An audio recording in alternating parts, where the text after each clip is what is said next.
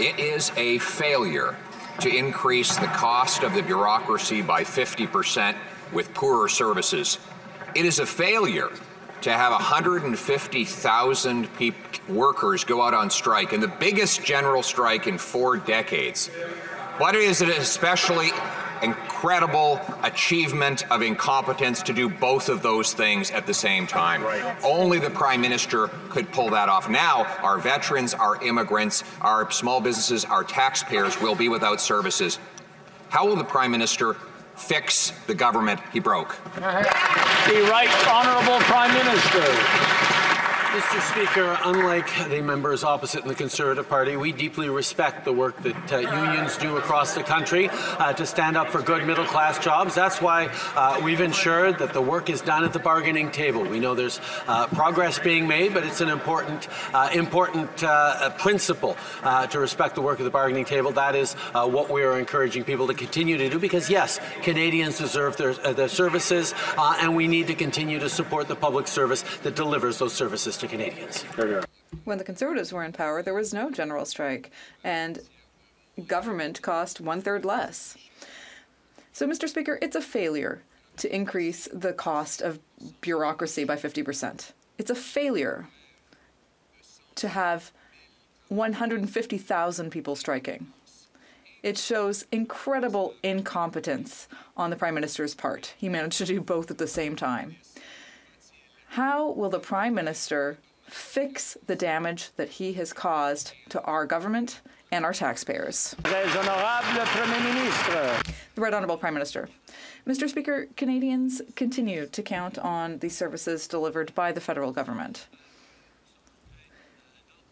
That's why we encourage everyone to stay at the bargaining table, because that's the way that we will get the results we want. We'll always be there to ensure that Canadians get the services that they need, and we'll also be there, unlike the Conservatives, to defend the principles of unionism and the right to collective bargaining. And we will do that work around the collective bargaining table. Burnaby South. Democrats are extremely disappointed that the Liberal government didn't arrive at a negotiated agreement with the Public Service Alliance of Canada. These are the workers that delivered unprecedented help during the challenging times of the pandemic. They deserve our respect. They don't deserve groans from the Conservatives. They deserve respect. These workers worked hard, and now the government's got to step up. The government often talks a good game about a collective bargaining, but ends up doing very much the same as the Conservatives. So will the Prime Minister commit to not bringing in back-to-work legislation, and instead commit to negotiating a fair deal for these workers? Right Honourable Prime Minister. Mr. Speaker, government negotiations are, as we speak, at the table with the unions, bargaining in good faith towards getting to the right solution that will continue to deliver the services that Canadians rely on and that they were able to rely on through the pandemic from our extraordinary public service, but also make sure that we're moving forward in responsible ways. This is something that we have always stood for. We will continue to support unions and collective bargaining. This is the first day of labour disruptions. We continue to be very optimistic. We're going to be able to see this resolved where it needs to, at the bargaining table. Member for Burnaby South. The Liberal government often talks about workers' rights, but their actions are often the same as the Conservatives.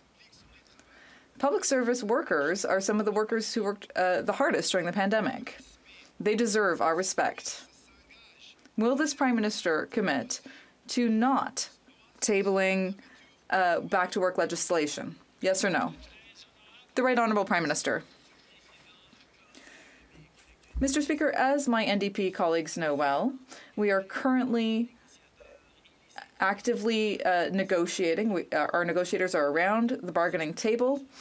We're putting forward responsible proposals that respect the hard work of public service workers over the last few years, but that will also ensure that we will continue to provide services that Canadians need.